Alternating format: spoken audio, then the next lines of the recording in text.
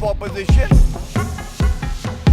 the party in opposition, the Congress party and Rahul Gandhi, who have taken oath under the Constitution to preserve the integrity and sovereignty of our country, are indulging in नमस्कार दोस्तों, मेरा नाम है बालाजी। आदरणीय भाटिया गौरव भाटिया जी ने राहुल गांधी और Congress party की नाकामी और देश में अहिंसा फैलाना उनका काम है।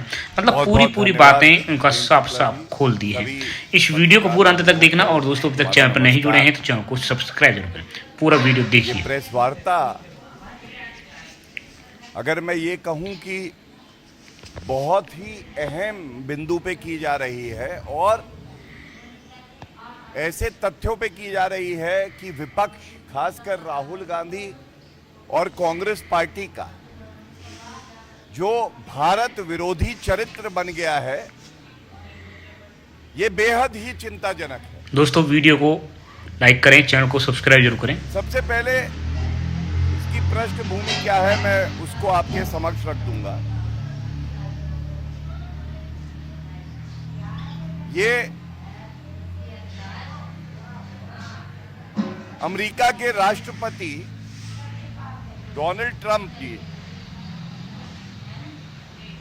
उन्होंने एक वक्तव्य दिया। उन्होंने बताया किस तरह से यूएस एड की जो फंडिंग है, ये भारत में जो चुनावी प्रक्रिया है,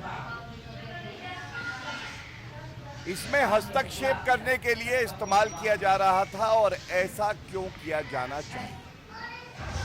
अब थोड़ा पीछे चलते हैं। लोकसभा के चुनाव से पहले भी आदरणीय प्रधानमंत्री श्री नरेंद्र मोदी जी ने तमाम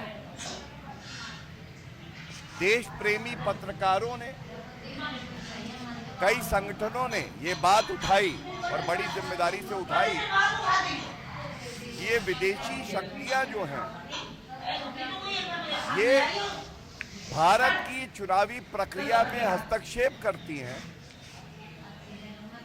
और हस्तक्षेप ये सोच के करती हैं कि कैसे देश का गौरव, विश्व के सर्वोच्च लोकप्रिय नेता नरेंद्र मोदी जी को हटाया जाए। तो सबसे पहले तो चिंताजनक ये क्यों है, मैं इस पे आपका ध्यान आकर्षित करता हूं। India is an independent sovereign nation. संप्रभुता भारत की हमारे अंदरूनी मामले में कोई विदेशी ताकत क्यों हस्तक्षेप करे, और ये हमारे अंदरूनी मामले में कोई विदेशी ताकत क्यों हस्तक्षेप करेगी। और ये और चिंताजनक तब हो जाता है जब कांग्रेस पार्टी नेता प्रतिपक्ष राहुल गांधी, जो कि संविधान की शपथ लेते हैं, वो देश विरोधी गतिविधियों में संलिप्त पाए जाते हैं। It is worrisome that leader of opposition, the party in opposition, the Congress party and Rahul Gandhi, who have taken oath under the Constitution to preserve the integrity and sovereignty of our country, are indulging in anti-India activities and activating and acting as a stimulus for anti-India forces to interfere in the pure and pristine electoral process of our country. बड़ी लाजमी सी बात है, ऐसा वो क्यों करते हैं। सबसे पहला कारण यह है कि मोदी जी से नफरत करते करते वो अब भारत से नफरत करने लगे, यहां के नागरिकों से वो नफरत करने लगे। मोदी जी को वो अपनी क्षमता से, जो उनकी लोकप्रियता बची नहीं है, उससे हरा नहीं सकते, इसलिए विदेशी ताकतों का वो सहारा लेते हैं। दूसरा, भारत ने नरेंद्र मोदी जी के नेतृत्व में देखा है कैसे एक मजबूत, सशक्त, अटल नेतृत्व भारत को मिला है।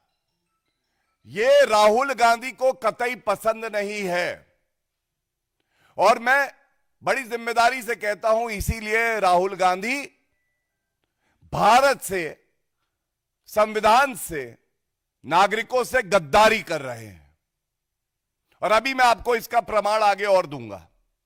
तीसरी बात, जो स्थिरता भारत में हमने देखी है पिछले लगभग अब 11 साल होने आए हैं, यह स्थिरता कांग्रेस पार्टी को पसंद नहीं है, क्योंकि उनको दलाली की और रिश्वत लेने की आदत पड़ गई थी, जिसका प्रमाण मैं आपके समक्ष रखूंगा। तो अगर कोई यह समझता है कि वो राहुल गांधी और कांग्रेस पार्टी केवल नरेंद्र मोदी जी से नफरत करते हैं, नहीं, आज उन्हें नफरत है हर उस नागरिक से जो अपना वोट डालकर एक मजबूत सरकार चुनता है।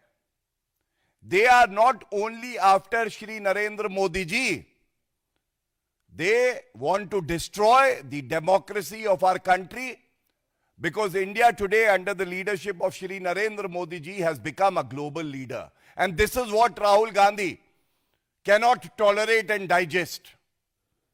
Now, very importantly, जब श्री डोनाल्ड ट्रंप जी का यह वक्तव्य आया, 21 मिलियन यूएस डॉलर्स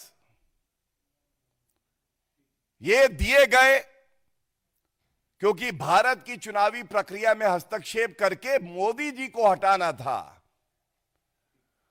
तो कुछ ऐसे अखबार हैं, मीडिया वाले हैं, जो कि इस पे लीपापोती करके कवर अप करने लगे। तो यह हमारी जिम्मेदारी यहां बनती है कि सबसे पहले तो हम बताएं कि सही तथ्य क्या है। सबसे पहले देखिए, एक ट्वीट है, जब अमेरिका के राष्ट्रपति जी ने कह दिया तो उनसे बेहतर जानकारी तो किसी को हो नहीं सकती, पहली बात। दूसरी, DOGE, department of government efficiency, ये बहुत इंपॉर्टेंट बात मैं आपके समक्ष रख रहा हूं, क्योंकि मुझे पता है गांधी परिवार के चाटुकार भ्रम की राजनीति करने में बहुत आगे हैं और फैला रहे हैं कि ऐसा नहीं वैसा नहीं, चोर की दाढ़ी में तिनका। तो ये ट्वीट दिखाता हूं मैं आपको, और जिसमें क्या लिखा है, तमाम ऐसी संस्थाएं और देश जहां पे हस्तक्षेप हुआ, और उसमें एक लाइन लिखी है, including 22 million US dollars for inclusive and participatory political process in Moldova, जिससे हमें कोई लेना देना नहीं, लेकिन दूसरा, and 21 million US dollars for voter turnout in India. It's a verified handle जो गवर्नमेंट एजेंसियों को मिलता है एक्स पे। 21 मिलियन यूएस डॉलर्स ये वहां की जो मिनिस्ट्री है वो कह रही है। तो अमेरिका के राष्ट्रपति और उनका department of government efficiency, DOGE, दोनों ये बात कह रहा है। क्या इसका उत्तर कोई देगा? अब जो बात आती है, ये तो इसलिए प्रमाण दिया कि जब हम अपनी बात आगे बढ़ाएं तो जो सवाल हम पूछने जा रहे हैं, और मुझे पता है कि राहुल गांधी में इतना दमखम नहीं है कि वो इसका उत्तर दे दे, लेकिन जो हमारी जिम्मेदारी है वो जिम्मेदारी हम पूरी करेंगे और तथ्यों के आधार पर करेंगे। एक बात और मैं उजागर कर दूं, एक रिपोर्ट और आई है कि जो फैक्ट चेकर्स हैं, fact checkers, so called fact checkers, जिनके तार जुड़ते हैं गांधी परिवार से, उनका काम फैक्ट चेकिंग नहीं है। उनका काम केवल और केवल जो झूठ राहुल गांधी बोले उसको सत्य बता के और आगे बढ़ाना है। तो इनकी भी फंडिंग हो रही है। और इसीलिए आज सुबह से ये गांधी परिवार के फैक्ट चेकर्स बड़ी अग्रणी भूमिका निभा रहे हैं बताने में कि भाई ये जो 21 मिलियन यूएस डॉलर्स है इसका भारत से कोई लेना देना नहीं है। अब मैं आता हूं उस पार्ट पे जो गंभीर सवाल हैं जो ये साबित करते हैं कि राहुल गांधी देश से गद्दारी करते हैं और उनकी चुप्पी केवल एक निष्कर्ष तक पहुंचाती है और वो निष्कर्ष है कि राहुल गांधी ने कसम संविधान की चाहे ली हो, लेकिन मन ही मन वो कसम ले चुके हैं, ठान चुके हैं कि भारत को कमजोर करना है, भारत के लोकतंत्र को कमजोर करना है। सबसे पहले इस पूरे प्रकरण में भी जो नाम सामने आ रहा है वो नाम आ रहा है जॉर्ज सोरेस। जॉर्ज सोरेस फिर से, मतलब मैं अगर कहूं गांधी और सोरस, गांडोज, ये तस्वीर है, ये पूरे भारत में हर कोई कह रहा है और ये इसलिए उठा रहा हूं कि शर्म नहीं आती इन लोगों को। जॉर्ज सोरस को भारत का ठेका देना चाहते हो तुमसे सवाल पूछा कि भाई ये जॉर्ज सोरस अंकल कौन है, राहुल गांधी के मुंह से एक शब्द नहीं निकला। लेकिन हां, राहुल गांधी, पहली तस्वीर देखिए, इलान ओमर, ये तस्वीर देखिए। जिसको जिसको भारत से नफरत है, राहुल गांधी को उससे बहुत मोहब्बत है। ये इलान ओमर से मिले थे जब ये विदेशी धरती पे थे, अमेरिका गए, और इनका एजेंडा क्या होगा? पहला, नरेंद्र मोदी जी को हटाना है। अरे खुद में दमखम है नहीं, इसलिए विदेशी शक्तियों की तुम बात करते हो, उनका सहारा लेते हो। दूसरा, भारत को कमजोर करना है, क्योंकि मोदी जी के नेतृत्व में तो भारत मजबूत हो रहा है। तो इस तस्वीर में इलान ओमर के साथ राहुल गांधी दिखाई दे रहे हैं। जब पूछा गया कि ये रिश्ता क्या कहलाता है तो राहुल गांधी ने उत्तर नहीं दिया। दूसरी बात, हम बार बार पूछते हैं और आज फिर मौका है, विदेशी ताकतों की बात चल रही है, ये तस्वीर हम दिखाते हैं। इस तस्वीर में कौन है? राहुल गांधी बैठे हैं और चीन की कम्युनिस्ट पार्टी से एमओयू किया उन्होंने। हर बार यह सवाल उठा कि इस एमओयू में क्या लिखा है, आज तक बताया नहीं। विदेशी ताकत के साथ है, भारत को कमजोर करेंगे। और इसके साथ मैं जोड़ दूं, अभी 2 दिन पहले जॉर्ज सोरेस अंकल की बात तो हो गई, एक सैम पिट्रोडा अंकल हैं।